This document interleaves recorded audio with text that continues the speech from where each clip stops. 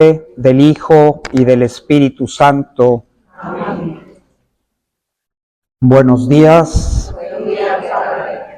a todos los aquí presentes en la parroquia de San Luis en Miami y a quienes nos acompañan a través del Zoom. Hoy es 30 de mayo del 2026 y damos gracias a Dios, a Jesús y a la Virgen su Madre y Madre nuestra en su voluntad por la gracia de estar aquí hoy nuevamente.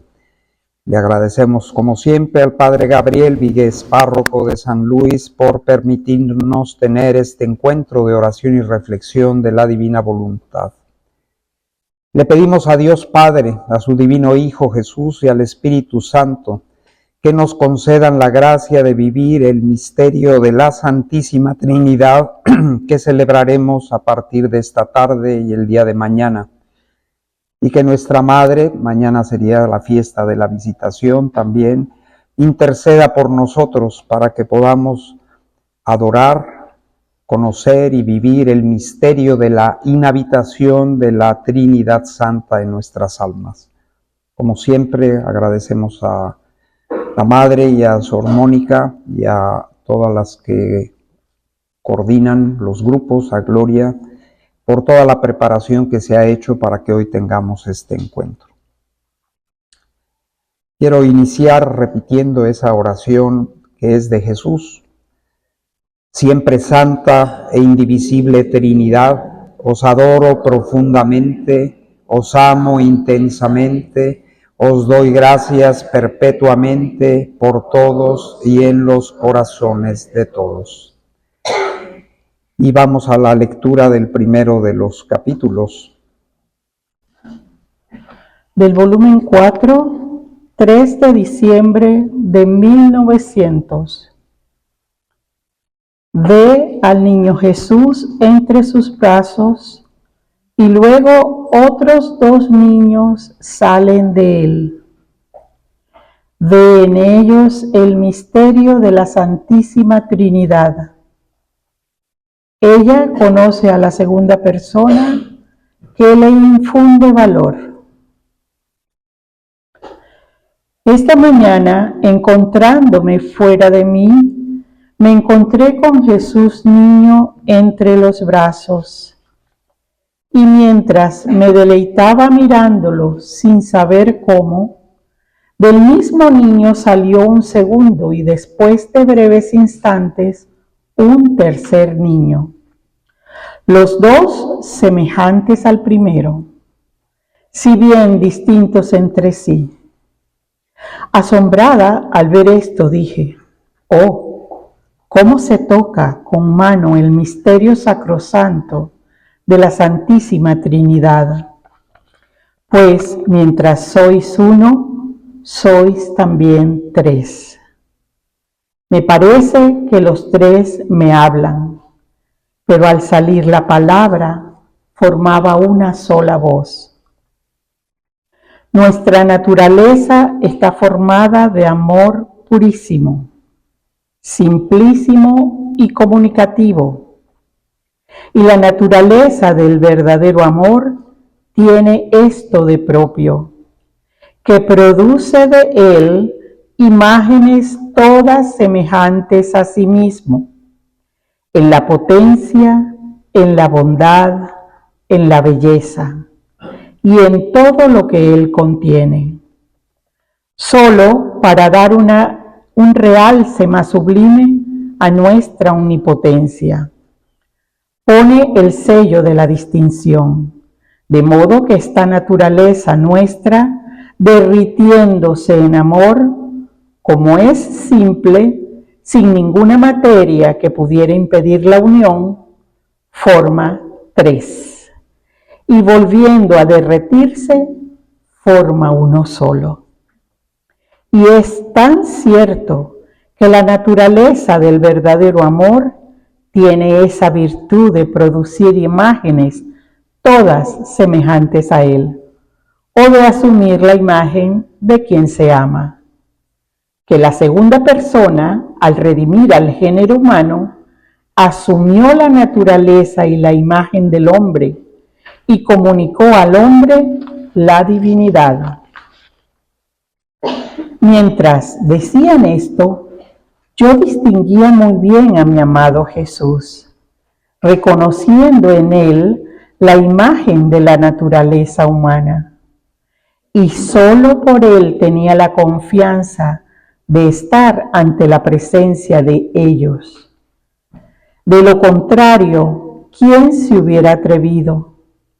Ah, sí, me parecía que la humanidad asumida de Jesús había abierto el comercio a la criatura para hacerla subir al trono de la divinidad, para ser admitida en su conversación y obtener rescritos de gracias. Oh, qué momentos de felicidad he gustado. Cuántas cosas comprendía, pero para escribir esto, algo tendría necesidad de hacerlo cuando mi alma se encuentra con mi querido Jesús, pues me parece liberada del cuerpo, pero al encontrarme de nuevo aprisionada, las tinieblas de la prisión, la lejanía de mi místico sol, la pena de no verlo, me vuelven incapaz de describirlas y me hacen vivir muriendo. Pero estoy obligada a vivir atada, encarcelada en este mísero cuerpo. Ah, Señor, ten compasión de una miserable pecadora que vive enferma y aprisionada. Rompe pronto el muro de esta cárcel para volar a ti y no volver más.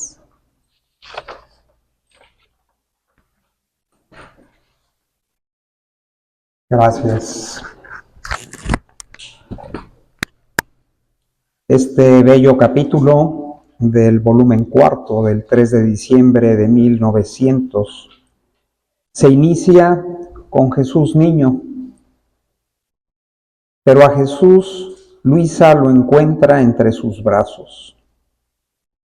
Ante tan grata sorpresa, Luisa no puede sino mirarlo deleitándose. A continuación ocurre algo extraordinario. Del niño en sus brazos sale otro niño y luego otro más, semejantes al primero, pero distintos entre sí. Luisa, asombrada, entiende que esto es una representación del más grande de los misterios de nuestra fe, el misterio de la Santísima Trinidad, un solo Dios en tres personas distintas, que celebraremos litúrgicamente desde esta tarde y el día de mañana. Y es muy significativo que los tres le hablan, pero la palabra que sale de ellos forma una sola voz, y esta única voz le dice: nuestra naturaleza está formada de amor purísimo. ¿Qué significa naturaleza? Naturaleza es la esencia y la propiedad característica de cada ser. Repito, naturaleza es la esencia y la propiedad característica de cada ser. La Trinidad Santísima aquí nos dice que su naturaleza está formada de amor purísimo, simplísimo y comunicativo. Juan en su Evangelio nos dice: Dios es amor. Su esencia es el amor. Este amor, dice Jesús, es purísimo, y esto significa que está libre y exento de toda mezcla de otra cosa, que todo lo que hace lo hace con total desinterés, que es casto, ajeno a la sensualidad. Dios es espíritu.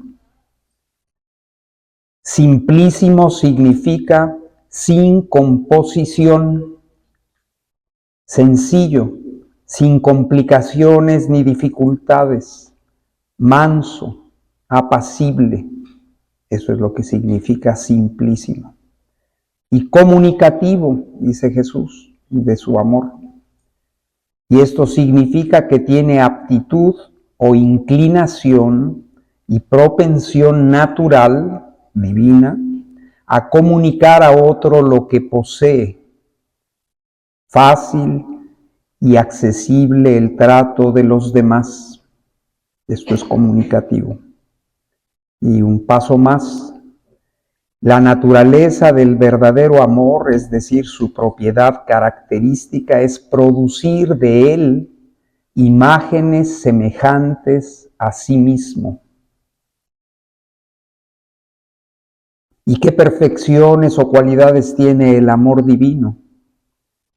Este amor es poderoso, omnipotente, es bueno, es bello. Así que las imágenes de sí que produce tienen estas perfecciones y todas las demás que el amor contiene. Y el amor las contiene, todas las perfecciones. ¿Y qué más añade a sus imágenes para dar mayor realce a su omnipotencia? Porque todo esto es obra de su omnipotencia. Pone el sello de la distinción. ¿Qué hace entonces la naturaleza divina? Siendo simple, se derrite en amor y forma tres. Se vuelve a derretir y forma uno. La Trinidad Santa, para confirmarnos lo que nos ha explicado acerca de la naturaleza de su amor, nos da un ejemplo.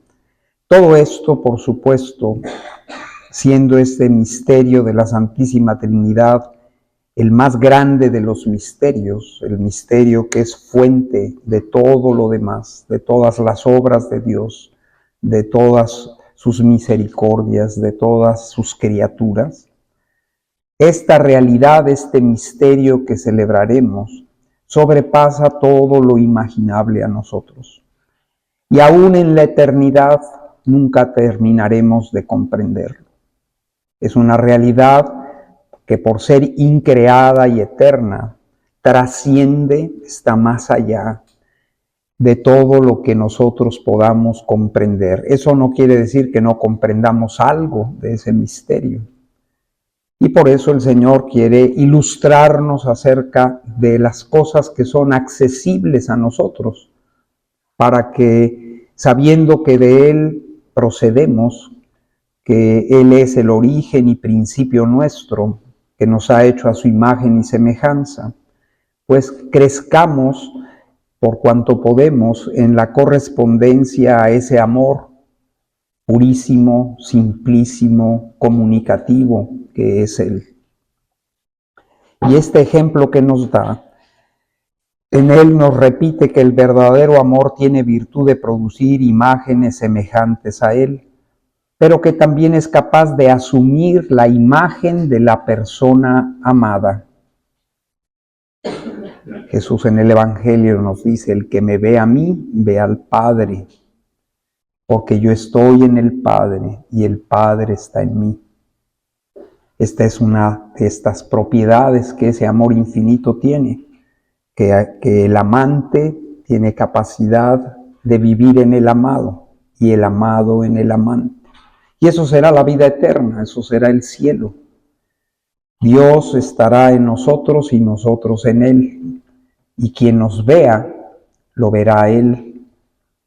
Y viéndolo a Él, nos descubrirá en Él a nosotros, a todos y cada uno de nosotros, con nuestra originalidad y distinción. Esta es la razón profunda por la que Él nos dice que Él nos ama con verdadero amor. La segunda persona de la Trinidad, para redimirnos, asumió la naturaleza y la imagen del hombre y le comunicó la divinidad.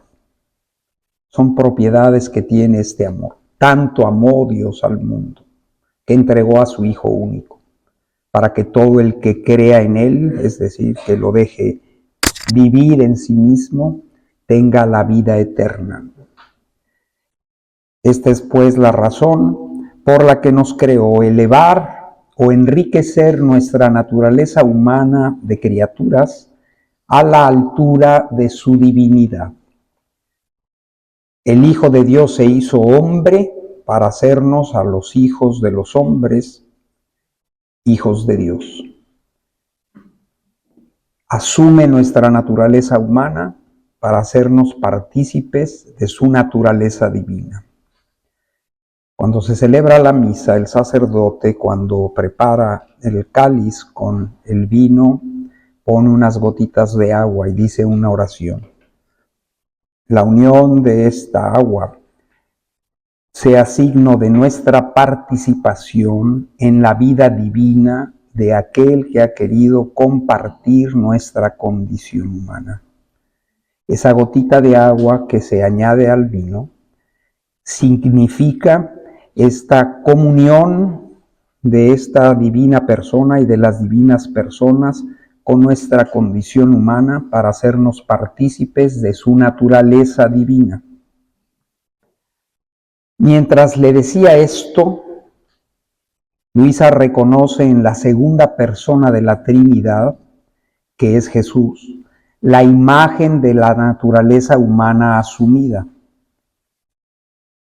¿Y qué efectos benéficos tiene esto para nosotros?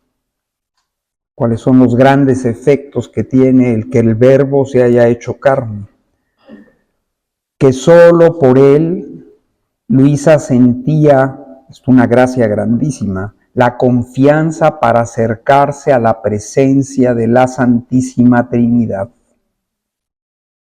El Verbo se ha hecho carne, ya que Dios es amor y Él quiere elevarnos a ser partícipes de su naturaleza divina para que esto pudiera ser, siendo tan grande la distancia entre el Creador y la criatura, una persona divina hace suya nuestra naturaleza humana y unidos a Él, injertados en Él, transformados en Él, podamos, llevados por Él, participar de su naturaleza divina. Por eso en el Evangelio nos dice que nadie puede ir al Padre. Es decir, si esta finalidad por la que Dios nos creó es hacernos partícipes, consortes de su naturaleza divina, esto no puede realizarse en ninguna criatura si no es por medio de Cristo, por Él, con Él y en la unidad del Espíritu Santo. Solo así podemos tener acceso al misterio del Dios uno y trino, gracias a la segunda persona de la Trinidad que se ha encarnado. Los efectos benéficos es que Luisa siente la confianza para acercarse a la presencia de la Trinidad. La humanidad asumida por Él hizo posible que nosotros, pequeñas criaturas, pudiéramos subir al trono de la divinidad. Otras veces les he dicho que cuando usa esta palabra divinidad, Luisa, normalmente se refiere a las tres divinas personas. Cuando usa ese término, divinidad, se refiere al Padre, al Hijo y al Espíritu Santo. Cuando se refiere a la unidad de Dios, normalmente o habla del ser divino, de la esencia divina, de la voluntad divina. Así que la humanidad asumida por el Señor, por la segunda persona de la Trinidad, hace posible que nosotros podamos subir al trono de la divinidad y ser admitidos en su conversación y obtener rescriptos de gracias. Estos rescriptos son decisiones escritas, decretadas por Dios en favor nuestro. Y Luisa termina describiendo lo mejor que puede la experiencia que ha vivido. Es la última parte de ese capítulo. ¿Qué dificultades encuentra Luisa para describir por escrito todo esto? Primera, que cuando está liberada de su cuerpo comprende bastante bien todo. Segunda, al volver su alma al cuerpo, que era algo que a Luisa le ocurre continuamente, y que podemos entenderlo como parte de lo que ella llama su estado habitual. Al volver su alma al cuerpo, todo cambia. Ella se siente aprisionada, envuelta de tinieblas, lejos de Dios. Sufre la pena de no verlo, que la incapacita para describir lo que ha experimentado. Le hace vivir muriendo y obligada a estar atada y encarcelada en su cuerpo. Tantos santos han experimentado esto. Una que lo experimentaba de una manera muy clara era Santa Teresa, que decía: muero porque no muero, pues tan alta vida espero. Es decir, estas almas, una vez que han tenido este profundo encuentro con Cristo y por Él con el Padre y el Espíritu Santo, cuando son privadas de esta experiencia mística de ese encuentro, se sienten morir, y con razón, porque han conocido, han sido encerradas y tienen encerrado un bien infinito. Y luego ese bien infinito deja de ser como perceptible para esas almas. Así que lo que han perdido no son las llaves del coche, no es un miembro de tu cuerpo porque tuvieron que extirparlo, no es un ser querido de aquí abajo de la tierra. Han perdido un bien increado, eterno, el sumo bien, el ser divino, que te ha sido comunicado por este amor con el que Dios te ama, y para eso te creó, para comunicártelo. Eso es el cielo. Y una vez que tienes el cielo aquí en la tierra, por cuanto aquí es posible, luego ese cielo, vienen las nubes y se oscurece, como cuando Jesús en su ascensión, una nube tapó la visión que tenían de Él, que era tan gloriosa, tan hermosísima, ¿no? Y ahora quedan privados de Él. Por eso Luisa y tantas almas en la historia que se han enamorado por bondad de Dios para con ellas y han conocido y han experimentado de tantas maneras la vida divina, el cielo aquí en la tierra, pues se sienten morir al estar privadas de ello. Esta era la condición continua en la que Luisa vivió. Y gracias a estas privaciones, al ser privada de la vida divina, privada en el sentido de que ella no la percibe como la percibe en esos éxtasis que tiene, esto es tan valioso que esto merecía por parte de ella, por méritos que Jesús le participaba de sí mismo a ella, el que todas estas verdades acerca de la divina voluntad pudieran salir a la luz. Son como partos que son fruto de este dolor que no es humano, es un dolor divino, porque la pérdida que han experimentado esas almas, por supuesto lo experimentó Jesús en el modo más alto que es posible, nuestra Madre Santísima, tantas santas y santos en la historia de la Iglesia, y de una manera muy particular Luisa, por la misión que tiene de ser el heraldo y la trompeta que anuncia el reino de la voluntad de Dios sobre la tierra y todo lo que se necesita para que esta divina voluntad sea vida y sea operante en nosotros, que es lo que perdieron los primeros padres por su pecado, por el pecado de origen.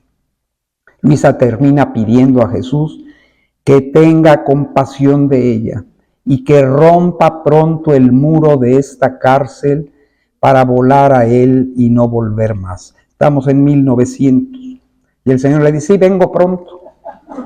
Faltaban 47 años. Y así nos dicen los apóstoles.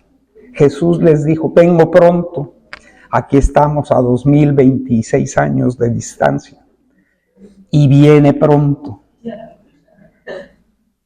Bueno, pues nos vamos a detener entonces y luego continuamos con la siguiente parte de nuestro encuentro, el segundo capítulo preciosísimo de los siglos. Amén.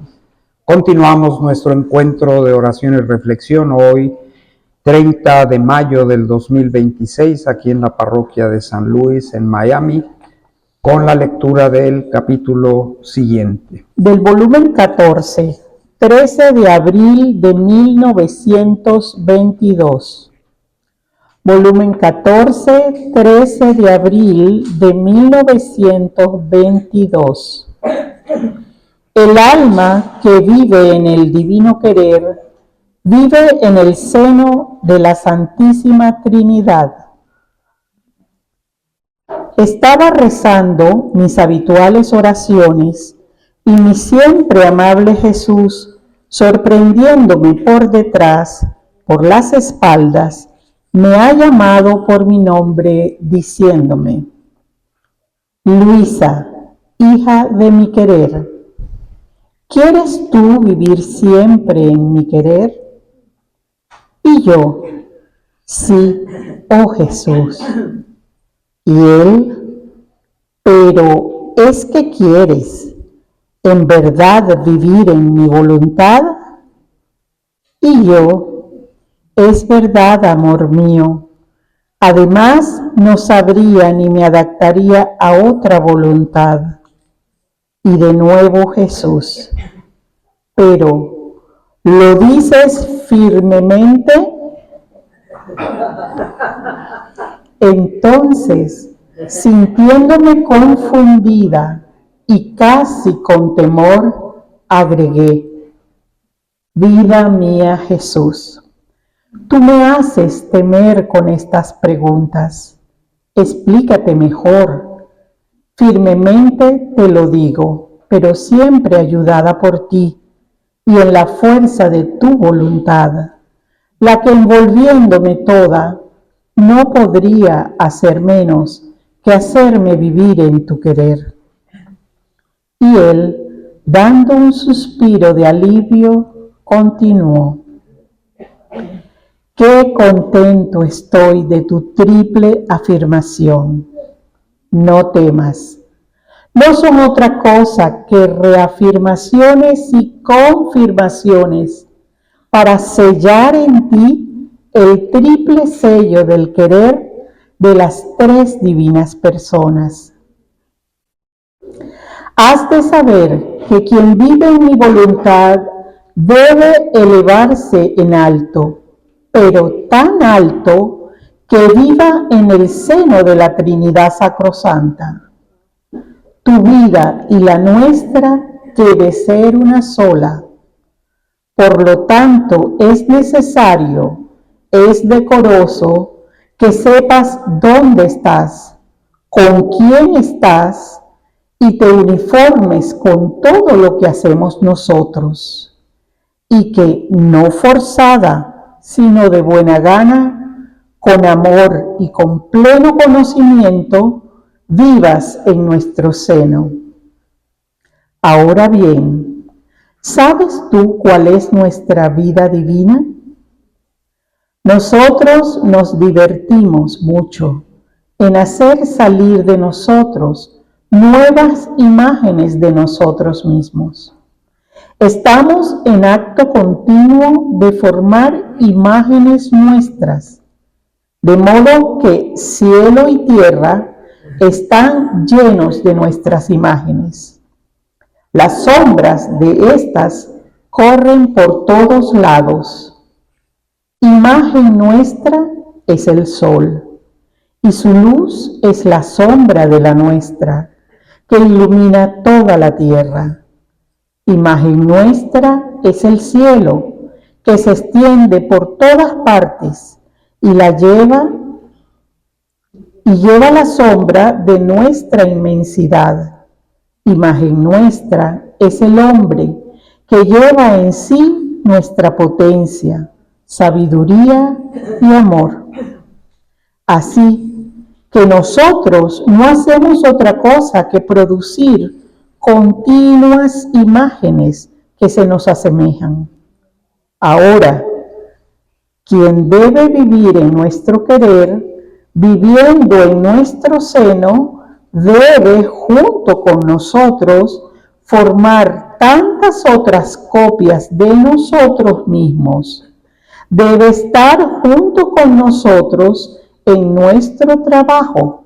Debe hacer salir de sí copias nuestras, llenando toda la tierra y el cielo.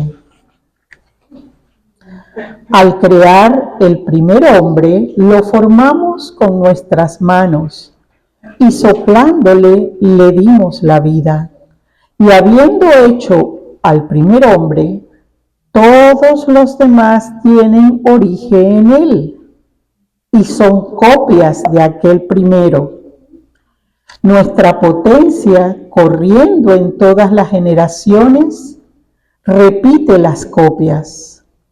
Ahora, constituyéndote a ti hija primogénita de nuestro querer, es necesario que vivas con nosotros para formar la primera copia del alma que vive en nuestro querer.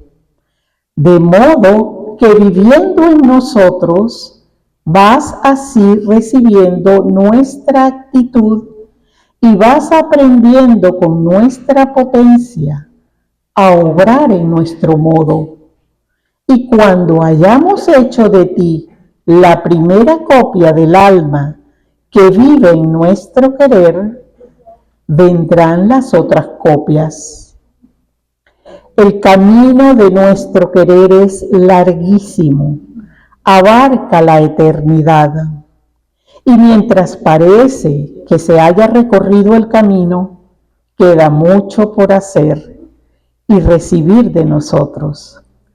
Para aprender nuestros modos y formar la primera copia del alma que vive en nuestro querer. Es la obra más grande que debemos hacer. Por eso debemos darte mucho y conviene disponerte mucho para hacerte capaz de recibir. He aquí las razones de mis repetidas preguntas. Es para disponerte, ensancharte y elevarte, para que cumplas mis designios. Es tanto mi deseo que dejaría todo a un lado con tal de lograr mi finalidad. Por eso, está atenta y séme fiel. Gracias. Este capítulo del volumen 14, del 13 de abril del 22, en primer lugar está titulado como El alma que vive en el divino querer, vive en el seno de la Santísima Trinidad. Esto es propio de la vida en la divina voluntad y como de alguna manera corresponde ese seno de la Trinidad a la voluntad eterna de Dios. Como que ese es su seno de la Trinidad Santísima, su voluntad divina. Y ahí está todo cuanto Dios ha hecho, hace y hará. Ahí está su vida, ahí están sus infinitos atributos y simboliza también a ese paraíso que nuestro primer padre Adán y Eva abandonaron al no mantenerse al interior de ese claustro, de ese océano, de ese seno divino, en el corazón de la Trinidad Santísima. Así que Luisa inicia el capítulo, rezaba sus habituales oraciones y Jesús la sorprende y tenemos esta imagen que seguramente a todos les ha recordado, que es la primera parte del capítulo, de las tres preguntas que hace el Señor a Pedro. Pedro, ¿me amas más que estos? Sí, Señor, te quiero, dice Pedro, te quiero. Apacienta mis ovejas. Pedro, ¿me amas más que estos? Sí, Señor, tú sabes que te quiero. Por tercera vez pregunta el Señor a Pedro, que lo había negado 3 veces, si lo ama más que todos. Y dice, Ya no responde tú lo sabes todo, Señor. Tú sabes que te quiero.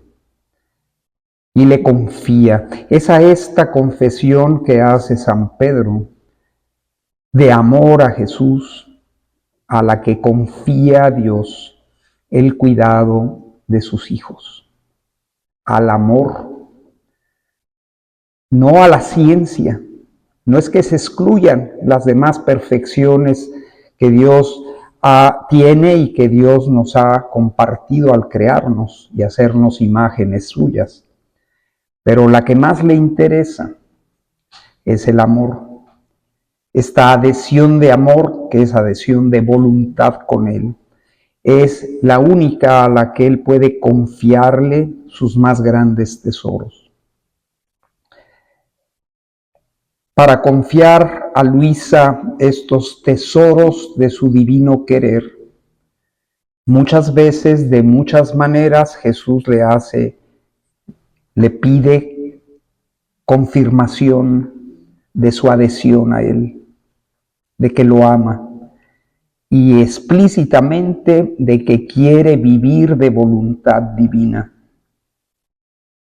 Porque solo teniendo este regalo en ella, Dios puede depositar todo en ella. Dios, por ser lo que es, el que es, siendo amor infinito, Él está siempre en acto de darse totalmente a nosotros, de compartir con nosotros su divinidad, pero tiene que capacitarnos para eso. Por eso al hombre del paraíso, Dios no solo le dio un cuerpo y un alma dotada de inteligencia, de voluntad, de corazón, de memoria, que fuera capaz de ser una imagen a semejanza suya en la tierra, sino que le dio voluntad divina. Por eso le dice a Luisa, el hombre del paraíso era cuerpo, alma, voluntad humana y voluntad divina. El don de la divina voluntad fue confiado y dado al hombre junto con su alma, con su cuerpo y con las perfecciones propias del alma humana, de las 3 facultades del alma. Esto todo fue adornado, embellecido y elevado hasta el orden divino con el don de la divina voluntad. Y luego fue puesto a la prueba. Como no fue fiel en la prueba, perdió el reino de la divina voluntad. Perdió la divina voluntad como vida operante en él. Y con él lo perdieron todos sus descendientes. Porque al haber perdido el que era la primera imagen y semejanza de Dios, partícipe de su divinidad, al haber perdido esto, evidentemente no podía comunicarlo a sus descendientes, lo que había perdido. Tenía que hacerse una reparación que no podía ser hecha por ninguna criatura humana, tenía que ser hecha por un Dios hecho hombre. Y es el misterio de la encarnación del Verbo. Y luego su vida, su pasión, su muerte, su resurrección y su ascensión al cielo y el don de su Espíritu Santo. Solo así podía empezar a recobrar el hombre capacidades para poder recibir lo que Dios por naturaleza está en acto continuo de hacer, que es darse totalmente a nosotros.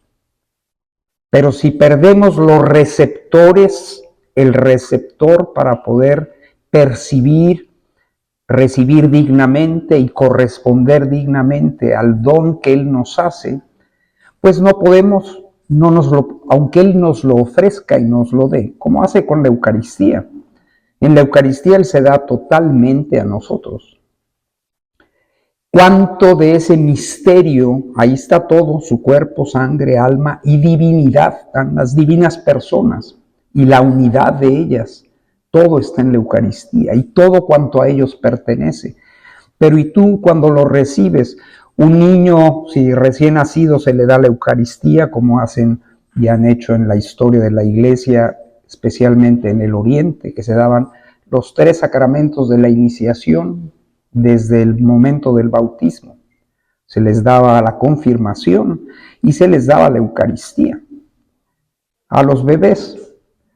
Pasado el tiempo empezó esto a separarse en el tiempo para preparar a las personas que iban a recibir estos sacramentos de manera que tuvieran conocimiento por cuanto era posible a esa edad, o si eran ya adultos, tuvieran conocimiento de lo que Dios les estaba dando. Y así pudieran, con la participación que Dios quiere de nosotros, recibirlo con la dignidad. Somos indignos, lo decimos antes de la comunión. Señor, yo no soy digno de que vengas a mí. Pero una palabra tuya, tu palabra, tu verbo en mí, bastará para que yo pueda recibirte dignamente. Así que a Luisa, el Señor en este proceso que está llevando con ella es una de estas hijas descendientes de los primeros padres que perdieron el don de la divina voluntad. Por el misterio del Verbo encarnado, pasión, muerte, resurrección, ascensión y el don del Espíritu Santo, y la misión cumplida por la Iglesia estos 2000 años, a lo largo de los siglos vamos los nacidos privados de la vida de Dios, de su gracia santificante, de la dignidad de hijos de Dios, vamos siendo trasladados del reino de las tinieblas y de la muerte al reino de la luz que es Cristo Jesús. Y podemos ir poquito a poco creciendo en santidad por su gracia, por los dones del Espíritu Santo, y acercándonos poco a poco a ese palacio eterno en el que fuimos creados en Adán y Eva, y el cual abandonamos, y que llevamos 2000 años pidiéndole al Padre: Padre, que venga a nosotros tu reino, y tu voluntad se haga en la tierra, que somos tú y yo, como en ti, como en el cielo. Poseer de nuevo el don de la divina voluntad es el más grande regalo que Dios puede dar a una criatura inteligente y libre como somos nosotros. No hay nada más grande que esto. Hay un proceso que nos va preparando, como en la historia de salvación vemos que hubo patriarcas, Moisés, profetas, reyes, hasta llegar a nuestra Madre Santísima, una criatura que desde su inmaculada concepción es confirmada por la adhesión libre de ella a la voluntad de Dios para que sea vida de ella, y esto es lo que la capacitó para ser Madre de Dios y Madre nuestra y reina de esta divina voluntad. Y así el proceso de ir preparando a la humanidad para que pueda entrar de nuevo en ese océano que fue abandonado por el hombre, donde debíamos haber vivido todas las generaciones humanas. Para eso hacía falta no solo que viniera un Redentor y hubiera una madre del Redentor, corredentora, y que hubiera una iglesia formada con el fundamento de los apóstoles, la doctrina que Jesús enseñó, los sacramentos y todas las gracias y dones que ha dado a lo largo de estos 2000 años. Todo esto era para conducir a la humanidad en la iglesia de nuevo a las puertas del palacio que abandonaron nuestros primeros padres, de modo de hacernos entrar de nuevo para que la divina voluntad sea nuestra vida y nosotros obremos a semejanza de nuestro Creador. ¿Y a qué se dedica nuestro Creador? Aquí nos lo dice a continuación. Además de expresarle a Luisa el contento que tiene de esta triple afirmación que ha hecho, que son confirmaciones y reafirmaciones, para sellar en ti el triple sello de la Trinidad, de las 3 divinas personas. Y le dice además que es necesario y decoroso que sepas dónde estás. Y para nosotros también es muy importante saber a dónde estamos.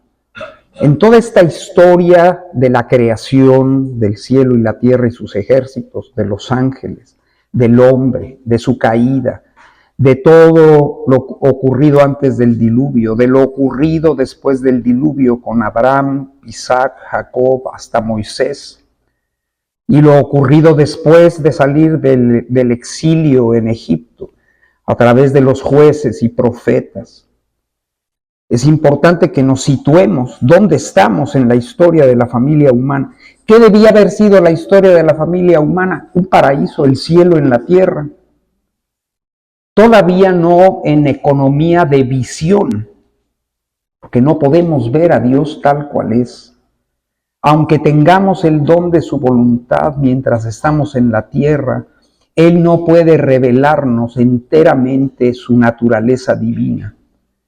Nuestra condición humana aquí no la soportaría. Así que el Señor a esas criaturas como eran Adán y Eva, lo único que expresa el Génesis era tal la cercanía de ellas con ellos, con Adán y Eva, que narra el Génesis que se paseaba en el jardín con ellos. Pero todavía no tenían la visión beatífica. Tenían los ojos de la fe de tal manera esclarecidos que era casi como si lo vieran en el cielo. Pero todavía había algo que no veían del todo, por eso cayeron en el pecado. Si no, no hubieran podido cometer el pecado original. Y esto por otra razón, porque el Señor quería esta triple confirmación y reafirmación de ellos, y la quiere de todos y cada uno de nosotros. Para poder llegar a la visión beatífica, tenemos que confirmar y reafirmar que queremos vivir en ellos de verdad, con toda firmeza, con todas las fuerzas de nuestro corazón, de nuestra mente, de nuestra inteligencia, de nuestra alma. Que aceptamos no solo nuestra condición de seres humanos creada por Él, que eso somos, sino que aceptamos su gracia y aceptamos la elevación que a esta humanidad nuestra Él quiere darle, y que aceptamos lo que corona esa elevación, que es poseer la voluntad misma de Dios como nuestra. Eso es el cielo y esa es la meta, lo que debía haber sido para toda la familia humana. Y por eso pregunta, ¿sabes tú cuál es nuestra vida divina? Y ya le va a hablar de qué es lo que ellos hacen y después de qué es lo que quiere que Luisa haga como primogénita de su divino querer. Nosotros nos divertimos mucho en hacer salir de nosotros nuevas imágenes de nosotros mismos. El misterio de la Trinidad, cuando nos lo describe la Iglesia, nos habla de la generación eterna del Verbo y de la procesión eterna del Espíritu Santo, que procede del Padre y del Hijo. Es decir, el misterio de la Trinidad es el Padre que genera, que engendra eternamente al Verbo. No es uno antes y otro después, sino todo es en el acto eterno de Dios. El Padre engendra al Hijo, y por eso el Hijo es Hijo, porque es engendrado. Engendrado, no creado. El Verbo eterno, el Logos, el que existía antes de la creación de todos los seres, es engendrado eternamente por el Padre, por el infinito amor que es el Padre, por la infinita luz que es el Padre. Y el Hijo y el Espíritu Santo son igual, en la misma perfección y altura y calidad. Son luz, son verdad, son vida.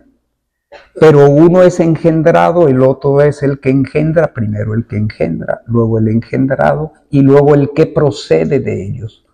Este es un misterio grande. En el otro capítulo veíamos este misterio, se derrite y son tres, se derrite otra vez y son uno. Y cuando hablan, Luisa oye una sola palabra. Y todo cuanto han hecho, aunque se asigna en la historia y en la teología de la Iglesia y los santos padres, se le asigna al Padre la creación del cielo, la tierra y sus ejércitos, al Hijo la redención, al Espíritu Santo la santificación. Las tres obras son obras de la Trinidad Santa. Son una sola voz en el que cada persona hace su parte, pero todo lo que hacen, lo hacen como Trinidad, como en su unidad de Trinidad que son. Así que ellos se divierten haciendo salir de ellos nuevas imágenes, forman en todo lo que hacen imágenes de ellos, de modo que cielo y tierra están llenos de esto. El sol, las estrellas, el cielo, los mares, todos son imágenes de ellos, imágenes creadas por ellos. Así que nosotros no hacemos otra cosa que producir continuas imágenes que nos asemejan. Y pasan a lo que ellos quieren hacer con nosotros. ¿Quién debe vivir en nuestro querer y quiénes debíamos vivir en su querer? Todos. Toda la familia humana debíamos haber vivido en su querer. Si no nos hubiéramos salido del claustro de la divina voluntad en el que fuimos creados, simbolizado por el paraíso en la tierra, todos hubiéramos vivido en el eterno sol de su voluntad sin salir de él. Y habríamos, a semejanza de Dios, generado imágenes de su vida divina y de nosotros, llenando el cielo y la tierra de ellas. Todo esto quedó sin hacerse. Porque al no tener más con nosotros a la divinidad por una parte, a las tres divinas personas, y no tener la unidad de ellas, que es su voluntad eterna, pues no podíamos generar. Y entonces, ¿qué generamos? Pues cosas humanas, temporales, limitadas, frágiles, con todos los defectos que son propios no de la naturaleza humana, sino de la naturaleza humana caída. Esto es lo que heredamos. Una naturaleza humana, cuerpo y alma, voluntad humana, privados de la gracia de Dios, privados de la vida divina. Por eso dice San Pablo que nosotros estamos privados por generación de nuestros primeros padres ya caídos, privados de la gloria de Dios. Por eso tenemos que ser trasladados del reino de las tinieblas en el que fuimos concebidos, todos menos María Santísima y Jesús, por supuesto. Todos tenemos que ser trasladados por la gracia y los méritos de Cristo, por su sangre, por su palabra, por la acción de su iglesia, tenemos que ser, todo por obra de su Espíritu Santo, trasladados del reino de las tinieblas y de la muerte eterna al reino de la luz, que es Cristo, que es el camino y la verdad y la vida, que nos dice, como le dice a Luisa al final, sé atenta y sígueme, porque Él es el sumo y eterno sacerdote, el que como víctima, como Cordero de Dios que ha ofrecido su naturaleza humana y su ser divino, se anonadó a sí mismo como persona divina al adquirir nuestra naturaleza humana, y todo para gloria de su Padre y para redención, salvación, santificación y divinización nuestra. Entonces, de la mano de Jesús y de nuestra Madre, ya nacidos como hijos de su iglesia, tenemos que ir caminando y seguimos caminando hacia la meta. Para algunos la meta es solo eso, nacer de nuevo por el agua y del Espíritu Santo, y ir a misa los domingos y recibir los sacramentos. Y de vez en cuando hacer alguna oración, ayudar a nuestro prójimo y ser amorosos con él, practicar las obras de misericordia, y ya. No como que ya. Queda lo más grande por hacer. Lo más grande por hacer no es que nos salvemos. Lo más grande por hacer es que el reino de la voluntad de Dios tenga cumplimiento como en el cielo, así en la tierra, que eres tú y yo, que es tu vida concreta de cada día aquí en la tierra, que es lo que debía haber sido si no hubiera habido pecado original. Y que tú conozcas, te enamores, poseas los bienes infinitos del reino de Dios por cuanto es posible a una criatura. Quien debe vivir en nuestro querer, dice el Señor a Luisa, viviendo en nuestro seno. Vivir en el divino querer es vivir en el seno de la Trinidad, en la unidad de la Trinidad. Debe junto con nosotros, porque eso es lo que ese acto eterno que es la vida de ellos hace, junto con nosotros formar otras tantas copias de nosotros mismos. En los volúmenes altos de Luisa veremos cómo esto es generar junto con Jesús, con el Padre y el Espíritu Santo, vida divina.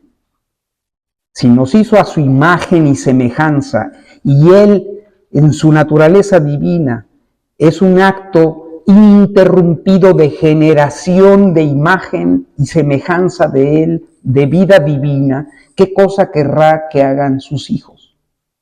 Pues lo mismo, que generen imágenes de Él y la vida de Él para la gloria de la Trinidad y para el bien de toda la gran familia de los hijos y las hijas de Dios.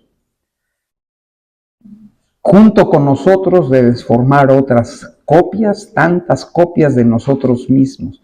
Debes estar junto con nosotros, si estás en el seno de la Trinidad, estás con ella siempre, en nuestro trabajo, que debe hacer salir de sí copias nuestras, llenando toda la tierra y el cielo. Así que solo que vayamos a misa y recemos lo que el Señor espera de nosotros.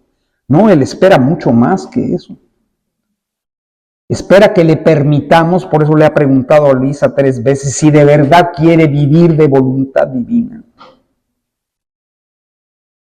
Y Él nos vuelve y nos pregunta a nosotros, a través de estos escritos, de 1000 maneras, Él te va preguntando todos los días y lees algo de estos escritos. Él te está preguntando, ¿de verdad quieres vivir en mi voluntad? Ya te enteraste que estás de camino, un camino que no tenías que haber recorrido si tus primeros padres no hubieran pecado, porque hubieras estado en el seno nuestro y obrado y vivido a imagen y semejanza nuestra, en el seno de nuestra Trinidad Santa. Pero esto no fue lo que pasó allá en el paraíso. Se fueron de casa los primeros padres y perdieron todo esto, y nosotros dejamos de recibir de cada uno de los descendientes de ellos el honor y la gloria infinita que nuestra voluntad divina en ellos reinante nos hubieran dado. ¿Y tú crees que va a terminar la creación así? Con los hombres que ya no saben si son hombres o mujeres, que han perdido la cabeza. ¿Tú crees que así va a venir el fin del mundo? No, hija mía. Yo voy a purificar la tierra con una purificación como no la ha habido desde antes de la creación del mundo, para disponer a la humanidad lo que quede de ella. Disponer a la humanidad a recibir este don, que será la corona y el cumplimiento del por qué creamos al hombre, a nuestra imagen y semejanza. Al crear al primer hombre lo formamos con nuestras manos y soplándole le dimos la vida. el Señor y dador de vida, que es su Espíritu Santo, que aleteaba sobre las aguas en el origen, vayan al Génesis. Habiendo hecho al primer hombre, todos los demás tienen origen en él. No venimos de los monos. Somos obra del amor y la sabiduría infinita del Creador, que es un solo Dios, uno y trino en personas, que nos han creado a su imagen y semejanza, para que obráramos a semejanza de ellos. Eso es el principio de la historia humana. Por supuesto, después de salir de la casa del Padre, acabamos en esto, en sentirnos y creernos y estar felices de ser descendientes de los chimpancés. Pero esto no es el origen del hombre, ni lo que nos dice la Sagrada Escritura, ni lo que Jesús nos ha enseñado. Ahora, constituyéndote a ti, hija primogénita de nuestro querer, esto es una elección divina. Es Él el que ha elegido, así como eligió a nuestra Madre Santísima y a Adán y a Eva para que fueran los primeros, el primer hombre y mujer, la primera familia de la que tuviera origen toda la generación humana, todas las generaciones humanas. Así elige a Luisa entre los nacidos con pecado original, para que, elevada por su gracia, progresivamente identificada con su humanidad santísima hasta ser otro Jesús en la tierra, le pregunta: oye, ¿y de verdad quieres vivir ahí en el claustro de nuestra voluntad divina? Pero de verdad, hija mía, quieres con toda firmeza y conocimiento vivir aquí en el seno nuestro para generar imágenes nuestras, como nosotros lo hacemos. Constituyéndote hija primogénita de nuestro querer, es necesario que vivas con nosotros para formar la primera copia del alma que vive en nuestro querer. ¿Se dan cuenta en qué punto de la historia nos encontramos al llegar a esta época en el que Luisa viene a la luz y el Señor la forma, la prepara, la conduce hasta introducirla de nuevo en el océano infinito de su divinidad, de su voluntad divina? Y haciendo de maestro que Él es, le va haciendo comprender una por una todas las verdades que se refieren a esta vida dentro del sol eterno. Otra vida es la vida que vivimos acá abajo, humanamente hablando, o la que vivimos gracias a la gracia de Dios que nos hace ir caminando aquí entre tribulaciones, dolores, caídas y levantadas, con la ayuda de los sacramentos y de la palabra y de nuestra Madre la Iglesia. Eso es un aspecto de este caminar, pero no es el final. El final del plan de Dios es reconducirnos. Y cuando lleguemos, ¿se acabó? No, empezamos. Sí, porque algunos creen que cuando ya se llega al reino de la divina, se acabó ya. No. Luisa empezó a comprender esto. Por ahí del volumen 11 y 12 empieza a comprender y Jesús le empieza a preguntar si quiere vivir en su voluntad y demás, muchas veces, de muchas maneras. Y Luisa, que va comprendiendo esto, finalmente queda confirmada en la posesión de este regalo. Aprende a llamar a la divina voluntad primero, siempre a Jesús, y luego aprende a fundirse en la divina voluntad.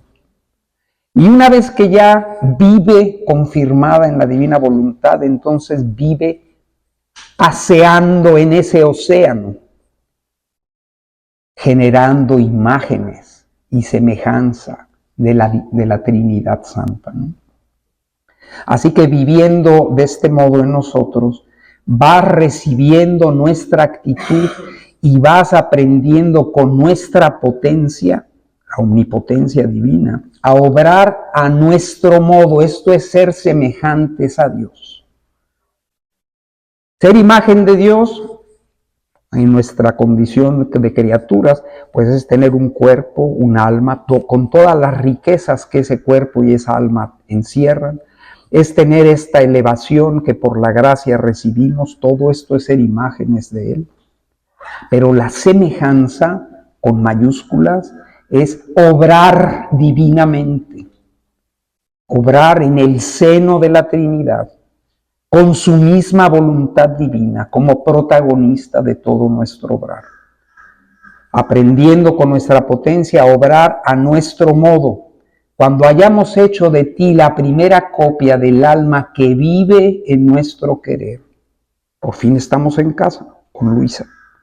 La humanidad vuelve a casa. La humanidad de nacidos con pecado original vuelve a casa en ella. Y ahora tenemos que ir entrando uno por uno a vivir en esta casa eterna de su voluntad. Cuando hayamos hecho de ti la primera copia del alma que vive en nuestro querer, vendrán las otras copias.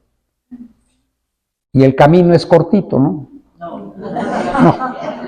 El camino de nuestro querer es larguísimo, abarca la eternidad. Y mientras parece que se haya recorrido el camino, queda mucho por hacer y recibir de nosotros. Así que para quienes tienen idea que por lo mal que están las cosas, ya el mundo se va a acabar, ¿no? El mundo va a empezar. El mundo como querido por Dios va a empezar. O ha empezado en la persona, por supuesto, de nuestro Señor, que es el Redentor y cabeza y primogénito, el alfa y la omega de todo y su madre inseparable de Él. Con su iglesia, su esposa. Y en su iglesia esta hija predilecta, que es la pequeña hija de su voluntad, que es una criatura nacida por el agua y el Espíritu Santo el día de su bautismo, que es el día que nació, el mismo día fue bautizada. Y luego un poquito después confirmada y luego identificada como un alma víctima con el Cordero de Dios que quita el pecado del mundo. Y así viviente 65 años en una cama para adquirir esta semejanza con el Creador. Cuando se llega ahí, ya acabamos. No, vamos a empezar. El recorrido del camino es larguísimo, queda mucho por hacer, mucho por recibir de nosotros, para aprender nuestros modos y formar esta primera copia del alma que vive en nuestro querer. Esta es la obra más grande que debemos hacer. Así que el mundo no puede acabar hasta que esta obra no se cumpla. Debemos darte mucho. Nos debe dar mucho el Señor para que esta obra tenga pleno cumplimiento. Debemos darte mucho. Conviene disponerte mucho para hacerte capaz de recibir. He aquí las razones de mis repetidas preguntas. Es para disponerte, ensancharte. El problema es que somos muy estrechos. Y Él quiere meter un océano infinito y tenemos una cazuelita para meter ahí el océano Atlántico. Pues no hay cómo la mete. Si Él no hace algún prodigio para ensanchar esa cazuela que tienes, hasta darle dimensiones infinitas, y esto es solo si Él te da el don de su voluntad, porque su voluntad lo contiene todo, a Él y todo cuanto Él ha hecho, hace y hará. Es mucho lo que hay que hacer para disponerte, ensancharte y elevarte para que cumplas mis designios. Es tanto mi deseo que dejaría todo a un lado con tal de lograr mi finalidad. Y termina con esas palabras que siempre nos repite. Por eso, está atenta y séme fiel. Es grande el plan que el Señor tiene y que te lo está declaradamente y detalladamente anunciando y proponiendo. ¿Quieres de verdad vivir en mi voluntad? Cada quien respondamos. Y te va a volver a preguntar, y luego otra vez, a ver si es cierto. Te damos gracias, Señor, por todos tus beneficios, a ti, Dios omnipotente, que vives y reinas por los siglos de los siglos. Amén.